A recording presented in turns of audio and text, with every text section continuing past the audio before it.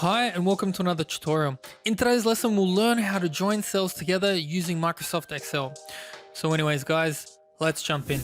So the first thing that we have here is I've got this Excel spreadsheet, and basically I've got an employee's first name and last name in two separate cells. What I want to do is I want to create a new column and I want to join those two cells together. Now this is fairly simple in Excel. All we have to do is right click and we just need to insert a column there. And then to actually join these two cells together, what we need to do is we need to press equals. We need to press on the first cell that we want to join. Then we need to press the ampersand symbol. And then what we are going to do is, because we want a space in between them, we need to press our quotations. So we're just gonna have that as our space. And then we're gonna end it with the following cell. So I'm just going to put that symbol again. I'm going to press on B6, and then if I press enter, you can see what happens there.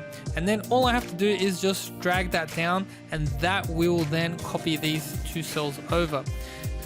So now if you don't want to use a formula to get all of these values, what you can do is you can highlight all of these, right click on this, drag it over, and then drag it back. And then you can go copy here as values only. And now these are only values.